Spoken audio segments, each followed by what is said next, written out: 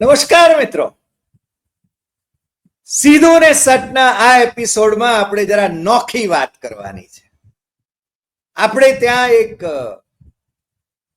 કહેતી છે, ગાઈ ગાઈને અપલો ગાયો તોય અપલાનો પાર ના આવ્યો. હમણાં માન્ય વડાપ્રધાન નરેન્દ્ર મોદી 75 વર્ષના થાય એટલે એમને નિવૃત્ત કરી દેવાની વાત એ ખૂબ ગાજી.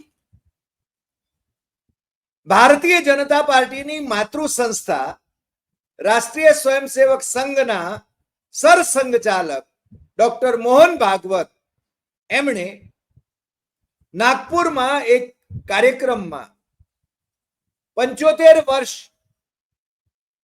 ના થાવ અને શાલ ઓઢાડે કોઈ ત્યારે બીજાને માટે માર્ગ તમારે ખાલી કરવો જોઈએ અથવા તો પ્રશસ્ત કરવો જોઈએ એવી વાત કરી અને એમણે મોરોપંત પિંગળેની એ વાત કરી હતી. અને મોરોપંત પિંગળેને જે લોકો ન જાણતા હોય, કારણ કે પહેલા તો છે ને સંઘના જે અધિકારીઓ એટલે કે હોદ્દેદારો રહેતા હતા અથવા સંઘના જે મહાનુભાવો હતા એ મહાનુભાવો મોદીની જેમ પબ્લિસિટી મોંગર્સ નહોતા. અત્યારે જે ભારતીય જનતા પાર્ટી અને ઇવન આરએસએસ ના લોકો જે રીતે પોતાના ઢોલ પીટવામાં સ્વાવલંબી હોય છે, એક્સ ઉપર જેને પોતે જ ઢોલ પીટે છે પોતાના, એવું નહોતું. એટલે મોરોપંત પિંગળેનો થોડો પરિચય મારે તમને આપવો પડે.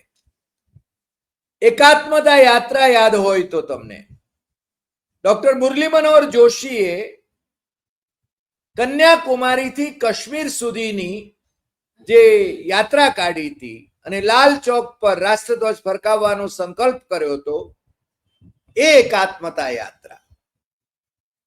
નરેન્દ્ર મોદીનો અમારો પ્રત્યક્ષ પરિચય એ વખતે મુંબઈમાં રમેશ મહેતા ના નિવાસ સ્થાને જેવીપીડીમાં આરએસએસના સરસંઘચાલક બાળા સાહેબ દેવરસની ઉપસ્થિતિમાં થયો હતો.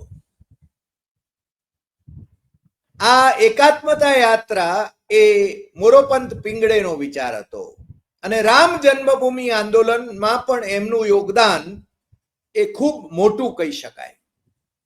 અને આરએસએસમાં મોરોપંત પિંગળે એ ખૂબ આદરથી લેવાતું નામ. અને એટલા માટે જ મોહનજી ભાગવતે આ વાત કરી અને મને લાગે છે કે ચર્ચા ચાલી નીકળી કે 17 સપ્ટેમ્બર 2025 ના રોજ નરેન્દ્ર મોદી 75 વર્ષના થાય છે ત્યારે એમણે નિવૃત્ત થઈ જવાનું છે. આરએસએસ નો આવો સંકેત છે અને ચેનલો ઉપર આ ચર્ચાઓ ખૂબ ચાલી, એની તરફેણમાં, એની વિરુદ્ધમાં. અને સામે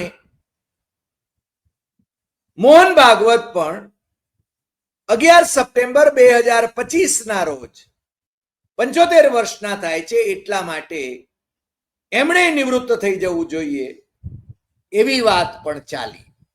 હકીકતમાં આ બંને વાતોમાં કેટલું તથ્ય એ તો કાં તો ભાગવત જાણે, કાં મોદી જાણે અને કાં છે ને આરએસએસ ની વ્યૂહરચના જાણે.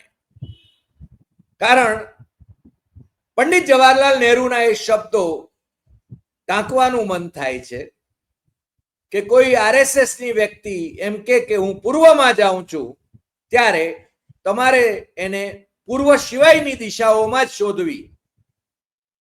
એટલે આરએસએસ ને આ રીતે જે સત્ય નથી એ ફેલાવવાનો ખૂબ અનુભવ છે, બહુ પરાપૂર્વથી. અને એના 100 વર્ષ થઈ રહ્યા છે ત્યારે એ કેન્દ્રમાં દિલ્હીમાં નરેન્દ્ર મોદીને ત્રીજી વખત વડાપ્રધાન બનાવી શક્યા છે અને હવે નરેન્દ્ર મોદી એમને ગાંઠતા નથી એવી એક છાપ ઊભી થઈ છે. પરંતુ આજે નરેન્દ્ર મોદીના ખાસમ ખાસ એવા ભારતીય જનતા પાર્ટીના મહામંત્રી રહેલા અને તમને ખ્યાલ હોય તો જમ્મુ કાશ્મીરના છેલ્લા ગવર્નર સત્યપાલ મલિક પાસે 300 કરોડ રૂપિયાની લાંચ ઓફર કરીને 2 ફાઇલો ક્લિયર કરાવવા માંગતા હતા એવો આરોપ જેના ઉપર હતો સત્યપાલ મલિકનો, અને જેમણે સત્યપાલ મલિકને ડેફેમેશનની નોટિસ પાઠવી હતી, અને અત્યારે સત્યપાલ મલિક સીબીઆઈની ઇન્ક્વાયરી હેઠળ છે, એ રામ માધવે ઇન્ડિયન એક્સપ્રેસમાં આજે જે લેખ લખ્યો છે એ લેખમાં તો બહુ સ્પષ્ટપણે એમણે એવું બતાવવાની કોશિશ કરી છે કે કશું જ જાણે કે બન્યું નથી. તમે જે સમજ્યા છો એ ભાગવત કહેવા માટે ભાગવતે એવું કહ્યું જ નથી, અથવા ભાગવતને અભિપ્રેત જ નહોતું એવું છે ને દર્શાવવાની એમણે બહુ જ વિગતવાર લેખ લખીને સાબિત કરવાની કોશિશ કરી છે. પણ બધા જાણે છે કે રામ માધવ નરેન્દ્ર મોદીના ખાસમ ખાસ છે, નરેન્દ્ર મોદીના ઈશારે ચાલે છે, અને નરેન્દ્ર મોદીએ અગાઉ એમના ખાસ કયાગરા અને બેફામ નિવેદનો જેમની પાસે કરાવી શકાય એવા સાંસદ, ઝારખંડના સાંસદ નિશિકાંત દુબેને પણ નિવેદન કરવા માટે કદાચ પ્રેરણા આપી હતી, કદાચ આપી હોય ના આપી હોય, આપણી પાસે કોઈ પુરાવો નથી, પણ એમણે જે નિવેદન કર્યું હતું એ નિવેદન બહુ સ્પષ્ટ છે કે ભારતીય જનતા પાર્ટીની નરેન્દ્ર મોદીને ગરજ નથી, પરંતુ ભારતીય જનતા પાર્ટીને નરેન્દ્ર મોદીની ગરજ છે. એટલે મને લાગે છે કે ક્યારેક કોંગ્રેસના અધ્યક્ષ દેવકાંત બરુઆ જેમ ઇન્ડિયા ઇઝ ઇન્દિરા અને ઇન્દિરા ઇઝ ઇન્ડિયા કહેતા હતા, એમ નિશિકાંત દુબે નામના પોપટ એ જે પોપટવાણી વધી રહ્યા છે એ એમ કહેવા માંગે છે કે નરેન્દ્ર મોદીની ગરજ ભારતીય જનતા પાર્ટીને છે, નહીં તો 2029ની લોકસભાની ચૂંટણીમાં ભારતીય જનતા પાર્ટીને 150 થી નીચે બેઠકો મળી જશે. હવે 240 કેમ મળી એનો ખુલાસો કરવો જોઈએ ને ભાઈ, અને 240 મળી છે એ પણ કઈ રીતે મળી છે એના અભ્યાસો મોરારજી દેસાઈની કેબિનેટના એક આઈએએસ અધિકારી, એમના મુખ્યાલયના એટલે વડાપ્રધાન કાર્યાલયમાં એક આઈએએસ અધિકારી તરીકે કાર્યરત રહેલા અધિકારીએ એમણે છે ને બહુ સ્પષ્ટ જે અભ્યાસો કર્યા છે, જેના વિશે આપણે એક એપિસોડ પણ કરી ગયા છીએ, એ રિપોર્ટ બહુ સ્પષ્ટપણે જણાવે છે કે આમને તો આ વખતે 240 નહીં, એ તો 160-160માં સમેટાઈ જાત જો ઘાલમેલ ન કરી હોત તો. એમણે દસ્તાવેજી આંકડાઓ સાથે એ રિપોર્ટમાં સાબિત કર્યું છે ને એ રિપોર્ટ છે ને પબ્લિક ડોમેનમાં છે. પણ નિશિકાંત દુબે જેવા પોપટો એ છે ને નરેન્દ્ર મોદીને અને બીજા રાજનેતાઓને પણ ઉપલબ્ધ હોય છે. અને રામ માધવે આજે જે લેખ ઇન્ડિયન એક્સપ્રેસમાં લખ્યો છે એ ઘણી વખત એ લખે છે અને નરેન્દ્ર મોદીની ભૂમિકાને એના ઢોલ પણ પીટે છે. આંતરરાષ્ટ્રીય ફોરા ઉપર નરેન્દ્ર મોદી નો કેવો ડંકો વાગે છે એની વાત છે ને રામ માધવ કાયમ કરતા રહ્યા છે. અને આજનું જે હેડિંગ છે એમનું, એ કહે છે Mohan Bhagavat 75 years comment does not mean what you think it does. આનો સાદો સીધો અર્થ એ થાય કે તમે જે સમજ્યા છો, મીડિયા વાળા જે સમજ્યા છે, લોકો જે સમજ્યા છે, અને નીતિનભાઈ ગડકરી છે ને જે રીતે થનગની રહ્યા છે વડાપ્રધાન થવા માટે, અથવા સંજય જોશી એ અધ્યક્ષ બનવા માટે જે રીતે થનગની રહ્યા હોય એવું કહેવાય છે, તો એવું કાંઈ છે નહીં. નરેન્દ્ર મોદીને ભારતીય જનતા પાર્ટીની ગરજ નથી, ભારતીય જનતા પાર્ટીને નરેન્દ્ર મોદીની ગરજ છે એવું જે નિશિકાંત દુબેએ કહ્યું હતું એ વાત અહીંયા રામ માધવ જુદી રીતે રજૂ કરે છે. આ ભાઈ શ્રી રામ માધવ થોડા મોડા પડ્યા, પણ એમની વાત ઇન્ડિયન એક્સપ્રેસ જેવા અમારા લોકપ્રિય અખબાર એના માધ્યમથી દેશ અને દુનિયામાં પહોંચે છે, અને એમણે છે ને તર્કબદ્ધ રીતે કેટલીક બાબતો રજૂ કરવાની કોશિશ કરી છે. પહેલી વાત તો એ છે કે એમણે મોહન ભાગવતની પ્રશસ્તિ ખૂબ કરી છે શરૂઆતમાં જ ફકરાની અંદર, કે એ છે ને મોહન ભાગવત એ ફોરવર્ડ લુકિંગ લીડર છે.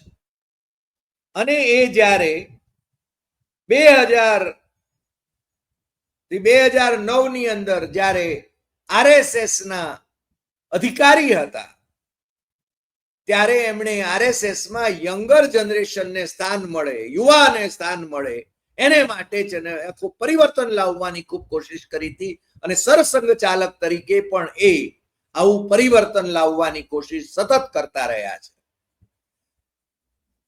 અને એ કઈ રીતે સરસંઘ ચાલકોની નિયુક્તિ થઈ, અથવા તો સુદર્શનજીને એમના કરતા સિનિયર જે હતા એમની વરણી થવાની હતી, પણ એમણે પોતાનો હક જવા દીધો. આમાં જાણે હક કઈ મળી જતો હોય, હકીકતમાં એવું કશું હોતું જ નથી.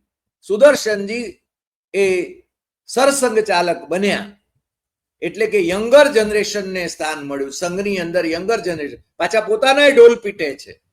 માગો વૈદ્ય, તરુણ ભારત નાગપુર મરાઠી દૈનિક, જે આમ તો આરએસએસ ના નિષ્ઠાવંતો ચલાવે છે, અને માગો વૈદ્ય એ તો ત્યાંની એક કોલેજમાં પ્રોફેસર પણ રહ્યા. અને ડોક્ટર મનમોહન વૈદ્યના પિતાશ્રી, જે મનમોહન વૈદ્ય પણ આરએસએસ ના પ્રચારક છે, અમેરિકામાં પણ પ્રચારક રહ્યા અને અહીંયા પણ પ્રચારક તરીકેની જવાબદારીઓ એમની પાસે રહી છે. એ માગો વૈદ્ય આરએસએસ ના, મારી દ્રષ્ટિએ હું ભૂલતો ન હોઉં તો એકમાત્ર પ્રવક્તા, સત્તાવાર પ્રવક્તા નિયુક્ત થયા હતા. બાકીના કોઈ સત્તાવાર પ્રવક્તાઓ નહોતા. પણ રામ માધવ એમ કે છે કે મને પણ યુવા વયે પ્રવક્તા બનાવવામાં આવ્યો. હવે રામ માધવને જેમ અત્યારે અંબેકરને જે રીતે પ્રેસ બ્રીફિંગ કરવાનું કહેવામાં આવે છે પ્રચાર પ્રમુખ તરીકેનું, તો એ રીતે એમને પણ એ જવાબદારી અપાઈ હોય એવું બને.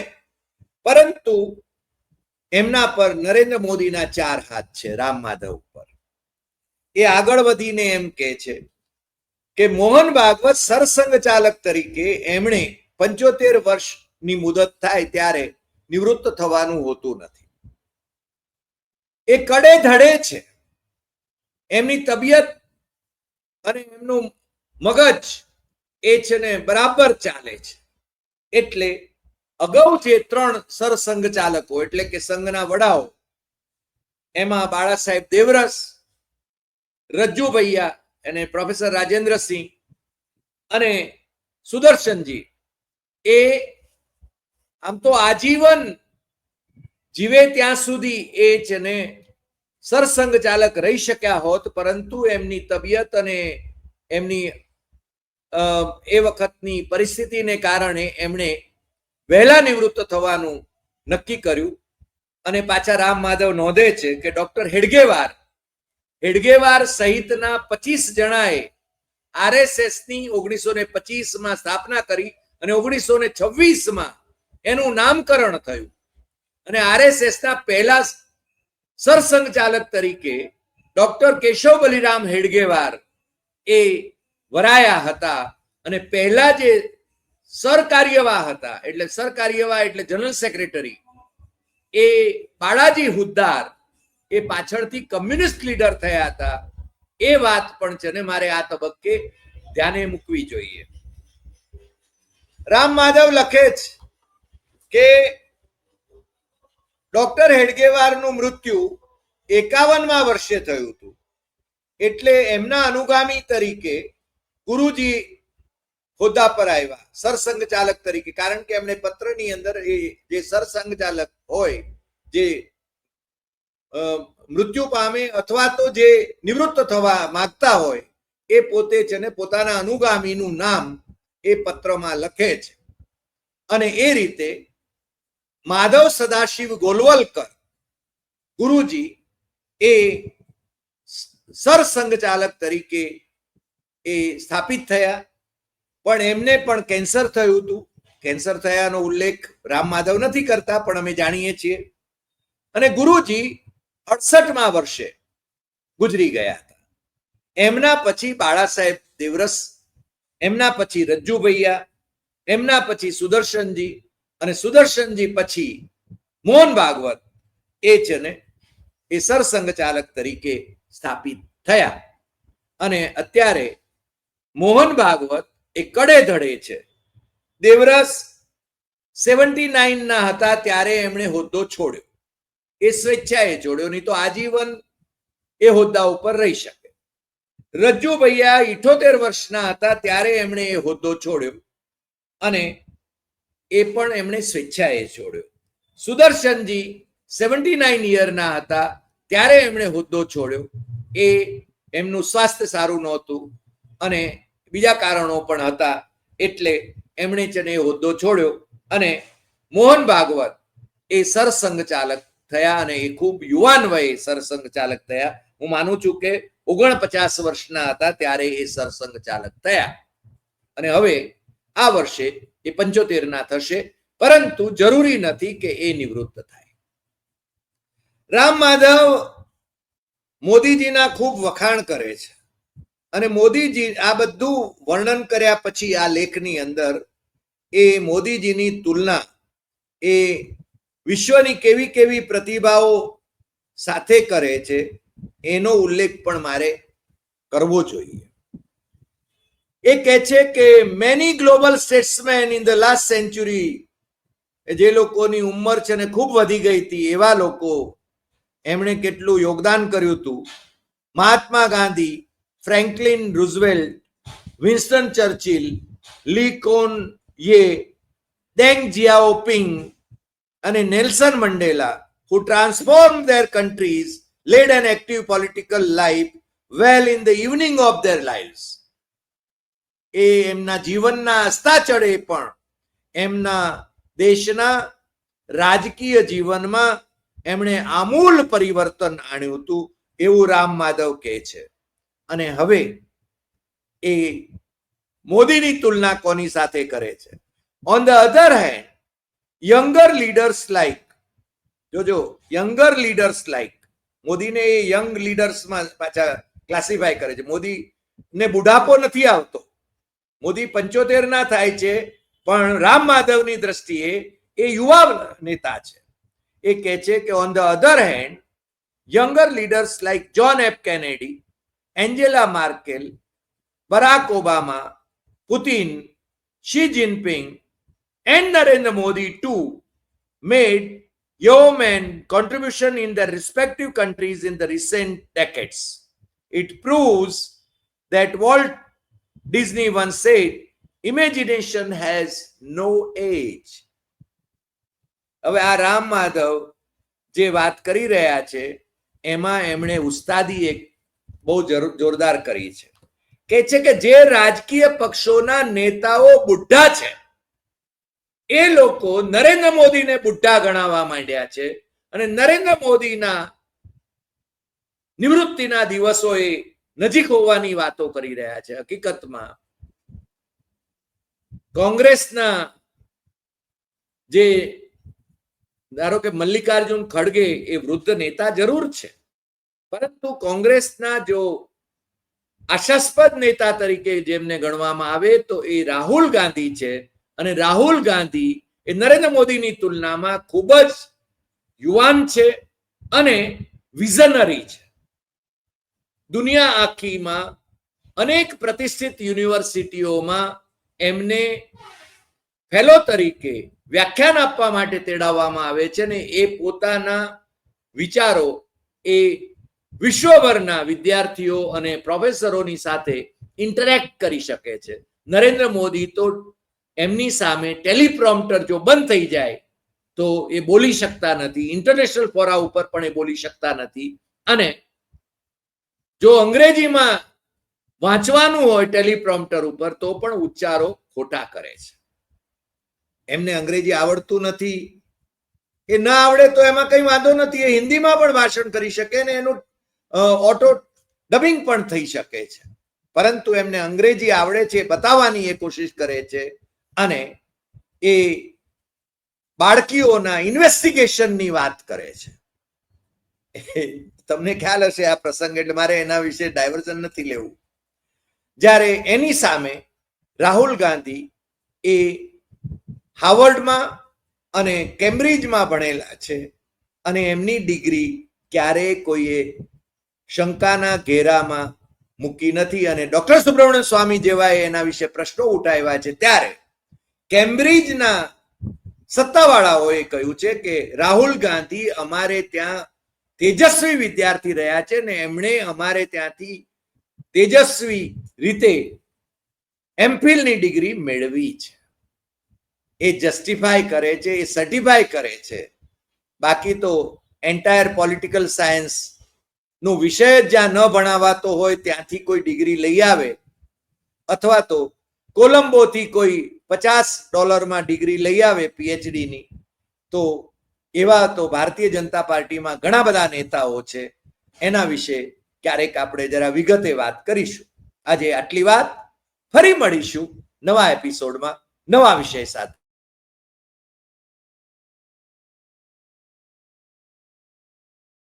શેર કરશો, લાઈક કરશો, કમેન્ટ કરશો અને આપણી YouTube channel doctor Hari Desai Satyam Evam Tathyam એ સબસ્ક્રાઇબ કરવા માટે મિત્રોને દેશમાં અને વિદેશમાં જરૂર જણાવશો. નમસ્કાર.